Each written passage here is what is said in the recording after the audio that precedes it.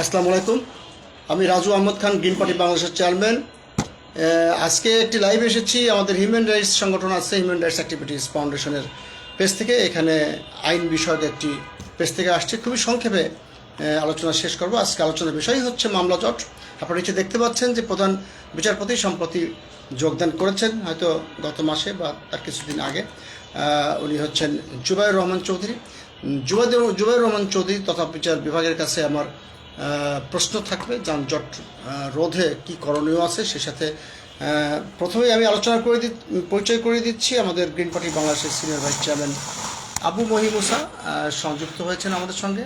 কেমন আছেন আপনি? আলহামদুলিল্লাহ ভালো আছি। আছেন সিরাজুল ইসলাম সবুজ ভাই, সাংগঠনিক সম্পাদক গ্রিন পার্টি বাংলাদেশ। কেমন আছেন আপনি? আলহামদুলিল্লাহ। আছেন শেখ মোহাম্মদ নুরুজ্জামান, রাজনৈতিক বিশ্লেষক। কই আপনাকে দেখতে পাচ্ছি, এটা কি আপনি? হ্যাঁ, কেমন আছেন আপনি? আলহামদুলিল্লাহ। তো আমাদের আজকের আলোচনার বিষয়টা হচ্ছে মামলা জট। যদিও একটি মানবাধিকার সংগঠনের পেজ থেকে আমি যোগ দিয়েছি, যে মানবাধিকার সংগঠনটাও আমরা পরিচালনা করি। তো মানে বিশেষ করে আমার প্রশ্ন থাকবে দার্শনিক Abu Mohim Hossain, senior vice chairman green party Bangladesh, ওনার কাছে। সেটা হচ্ছে যে বাংলাদেশে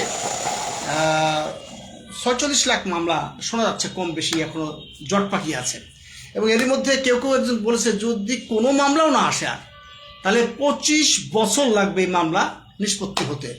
তাহলে বিচারকের সংখ্যা দ্রুত গতিতে বাড়াতে হবে। কীভাবে বাড়াতে হবে সে বিষয়ে আপনি আলোচনা করবেন, এটাও আপনি মাথার মধ্যে রাখবেন আলোচনায়। বিশেষ করে বিচার বিভাগের দুর্নীতি ও সিন্ডিকেট নিয়ে কিন্তু কথা উঠেছে, সেখানে শুদ্ধি অভিযানের প্রশ্ন উঠেছে। এবং সেখানে শুধুমাত্র মার্ডার কেস না, অনেক কলা কচু চুরির মামলাও পঞ্চায়েত ব্যবস্থার মধ্যে রাখা যায় কিনা। মানে গ্রামে বিভিন্ন প্রত্যন্ত অঞ্চলে গ্রামীণ পরিবেশে কিছু পঞ্চায়েত ব্যবস্থা উন্নয়ন করে মামলাগুলো যেন কাটেল করে, একদম খুব বড় ধরনের মামলা না, সেগুলো আমরা পঞ্চায়েত ব্যবস্থা আনতে পারি, সরকারকে আমরা অনুরোধ করতে পারি। কি বলবেন দার্শনিক আবু মহিমুসা? আপনাকে ধন্যবাদ। ভারতের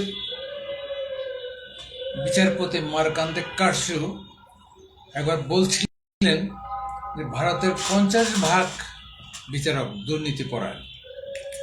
ভারতের মতো জায়গায় যদি 50% দুর্নীতিপরায়ণ হয়ে থাকে, বাংলাদেশে কত ভাগ?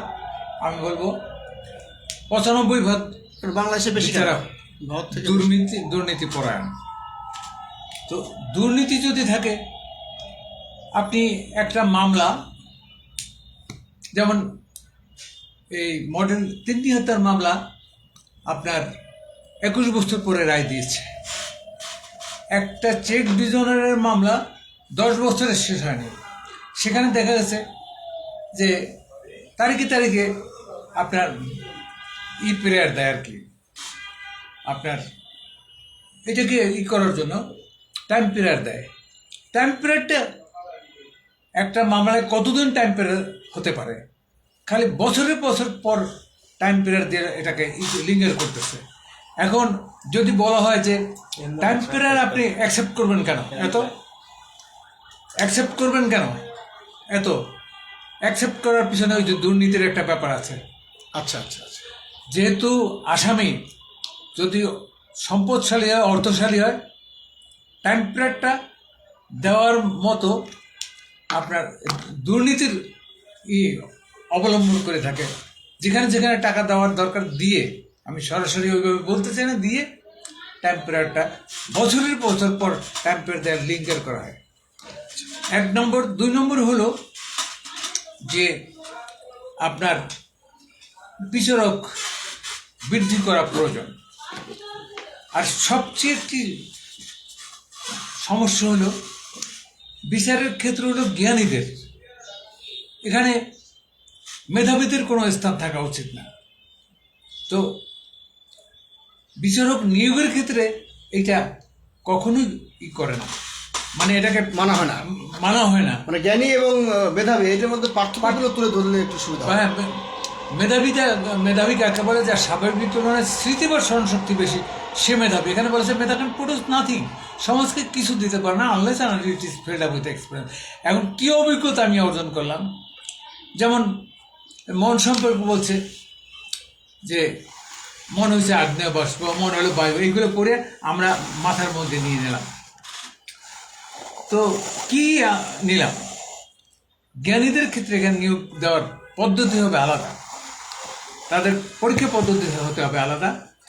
আর সবচেয়ে আরেকটি বিষয় মামলা, কিছু কিছু মামলা আছে থানা লেভেলের কর্মকর্তা সেটাকে সেখানে শেষ করে দিতে পারে, মামলা যাতে ওইভাবে না বৃদ্ধি পায়। কত 47 লক্ষ মামলা যদি থেকে থাকে, আর 20 বছর কত লক্ষ হবে? কোটি ছাড়াই যাবে। এইভাবে তো দেশ চলতে পারে না। আপনি কি সে মামলার সাইজ কমাবেন, মানে মামলার ধরন অনুযায়ী কি বিচারক পরিবর্তন করবেন, নাকি বিচারক বাড়ানোর ব্যাপারে গুরুত্ব? হ্যাঁ, বিচারক বাড়াইতে হবে। বিচারক কোন বিচারক দেবেন? আপনি পরীক্ষা নিলেন কি আপনার জাপানের রাজধানী কোথায়? টোকিও। হ্যাঁ, ঠিক আছে, উনি পাস করে গেলেন, আপনি তার বিচারক চেয়ারে বসাতেছেন। বিচারকদের ক্ষেত্রে যেমন ডাক্তারের ক্ষেত্রে স্মৃতির বিষয়টি জড়িত, তাকে ওইভাবে প্রশ্ন করা হবে। বিচারকদের ক্ষেত্রে পরীক্ষার পদ্ধতি হবে out of syllabus, out of book, এমন প্রশ্ন হতে হবে তাকে বেছে বের করা যায় যে তিনি জ্ঞানী, বিচার শক্তি সম্পন্ন। হ্যাঁ সেটাই। জি, আপনাকে আবার আসবো আপনার কাছে। বিষয়টি এমন গুরুত্বপূর্ণ একটা ইস্যুস, এখানে একটু আমরা পাপিস্টে পড়ে গেলে বিচারপতিরা আমাদেরকে ধরবে। অতএব বিচার অঙ্গনের বিষয়ে কথা বলতে গেলে আমাদের খুব হিসাব নিকাশ করতে হয়। আমি গ্রিন পার্টি বাংলাদেশের চেয়ারম্যান হিসেবে এটাই বলতে চাই যে অবশ্যই আমরা, আমাদের কথা না, আমাদের যিনি সিনিয়র ভাইস চেয়ারম্যান দার্শনিক আবু মহিম ওসা, উনি বলেছেন দুর্নীতি এবং সিন্ডিকেটের কথা, সেটা কিন্তু স্বয়ং বিচার বিভাগের খ্যাতনামা লোকেরা, আপনারা ইউটিউব সার্চ করে দেখেন, পত্রপত্রিকা দেখেন, তারাই বলেছে। অতএব এটা স্বীকৃত, দুর্নীতি বিষয়টা স্বীকৃত। সেই দুর্নীতি কীভাবে রোধ করবেন, সিন্ডিকেট কিভাবে আপনারা বন্ধ করবেন, এবং শুদ্ধি অভিযান কীভাবে চালান।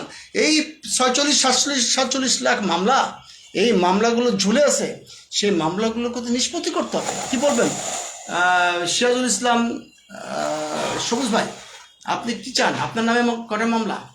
আসসালামু আলাইকুম। আমার কিন্তু মামলা নেই, কিন্তু আপনি দার্শনিক স্যারের যে কথা বলছে আবু মোসা সাহেব, জোরে বলেন। ওনার কথা আসলে সত্য।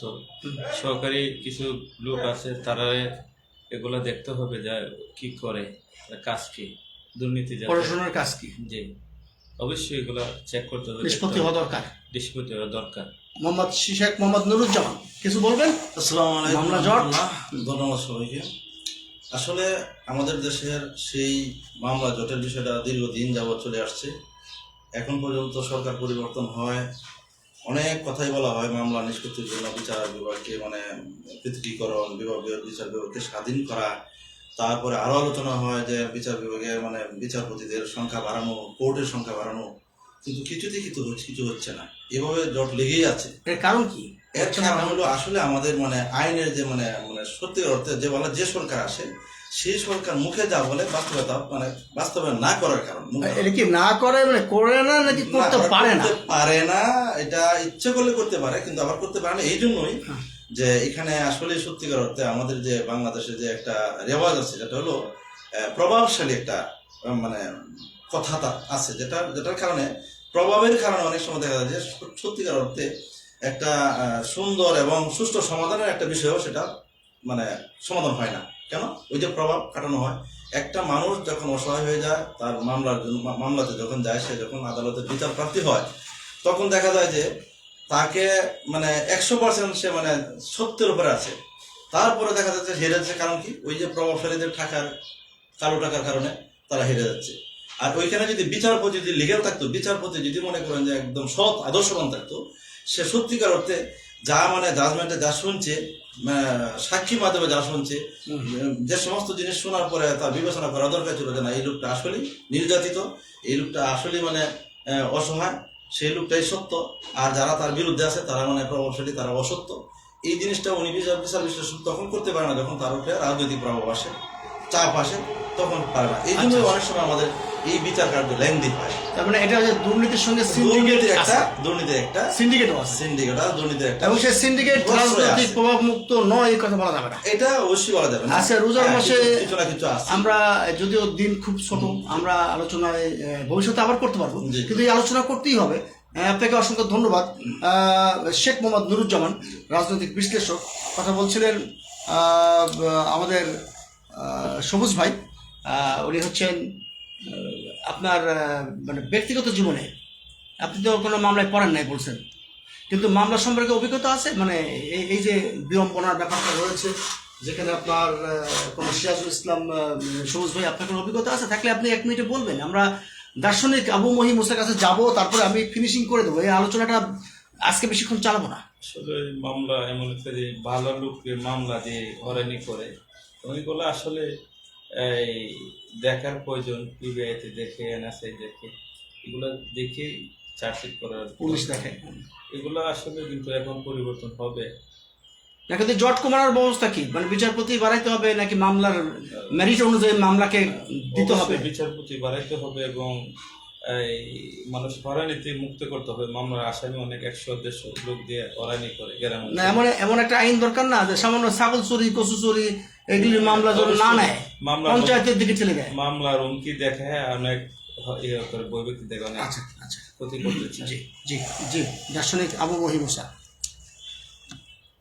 আমি বলতে চাচ্ছি যেটা, যেমন রাজনৈতিক যে প্রভাব, আমি একটা কথা বলে থাকি, বাংলাদেশে একজনেরও দেশ চালানোর যোগ্যতা নাই।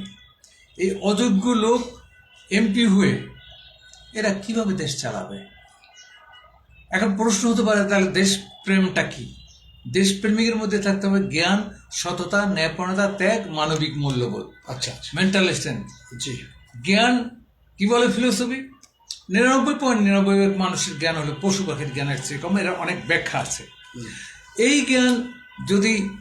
জ্ঞান যদি না থাকে, তার সততা থাকতে পারে না, ন্যায়পরণতা থাকতে পারে না, জ্ঞান না থাকলে মানবিক মূল্যবোধ থাকতে পারে না।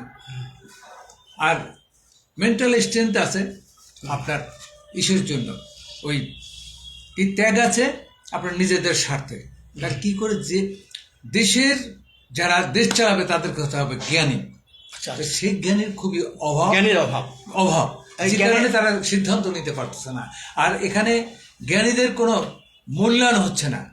সমাজের যে জ্ঞানী নেই তা না, আর মূল্যায়ন হচ্ছে না। জ্ঞানের চাষটা কিভাবে হবে? মানে আপনি জ্ঞানী লোকের সংখ্যা বাড়াবেন কিভাবে? যে একটা মানে কোনো সমস্যা নাই। আমি অনেক সময় বলেছি যে এর সাথে আপনার ওই শেখ হাসিনা যখন ক্ষমতায়, আমাকে এই আওয়ামী লীগের লোকজনে তার সাথে একটা অ্যাপয়েন্টমেন্টের ব্যবস্থা করা হয়েছিল। তো এই নভেম্বরে, ডিসেম্বরে করোনার জন্য তারা হলো না। এর পরবর্তীতে যখন করোনা শেষ হয়ে গেছে, তখন আবার এই আপনার সাথে, হ্যাঁ, শেখ হাসিনার সাথে কথা বলার জন্য আমি যদি যেতাম, হয়তো আমাকে বলতো যে তুমি আওয়ামী লীগে যোগ দাও এবং তুমি কি চাও। আমি বলতাম যে আমাকে একটা এই গবেষণা সেল করে দেন। আচ্ছা আচ্ছা, সে কত টাকা লাগতে পারে, 100 কোটি টাকা দেন, তার কোনো অসুবিধা ছিল না। সেখানে আমি যারা জ্ঞানী যে সেক্টরে তাদেরকে এখানে হাজির করে দিতাম। আচ্ছা, ওনারা তো ওসব কোনো কিছুই নেই। আমি অনেক মন্ত্রী একই সাথে বক্তব্য দিয়েছি, আমি দার্শনিক, সবাই আমাকে পরিচয় করে দিতে, যাবার সময় হাতটা যে হ্যান্ডশেক করে যাওয়া সেটা না। আমি যদি মন্ত্রী হতাম, এই সমস্ত লোককে আমি নিয়ে যে তোমার কি আছে অ্যাচিভমেন্ট, তোমার কি বই আছে, আসো আমার অফিসে, বলো কিভাবে দেশ। আপনি এটা সাকসেসফুলি জ্ঞানী মানুষকে অন্বেষণ করতে পারতেন। যদিও শেখ হাসিনা হেলিকপ্টার টাইম পায়নি, উনি চলে গেছে দেশ ছেড়ে জনরসের কারণে। আপনি আমার জানার মতো আপনি এই ডক্টর মোহাম্মদ ইউনূসের বাড়িতেও আপনার বই পুস্তক পাঠিয়েছেন, তো উনিও হয়তো পড়ার সময় পায়নি, কিন্তু সে পড়লে হয়তো আপনাকে ডাকতেন, উনিও কিন্তু চলে গেছেন। তো এখন যদিও ওনাকে একটা 1 বছরের সম্ভবত একটা ভিআইপি সময় দেওয়া হয়েছে, তো এখন আপনার এই কথাগুলো আপনি তারেক রহমানের কাছে পাঠাবেন কিনা সেই বিষয়ে আপনি ভবিষ্যতে বলবেন। আজকে এই আলোচনা আমরা শেষ করতে চাই, যেহেতু একটু পর ইফতারের আয়োজন আছে। আজকের বিষয় ছিল মামলা জট, এবং এই মামলা জটের বিষয়ে বলা হয়েছে 46-47 লাখ।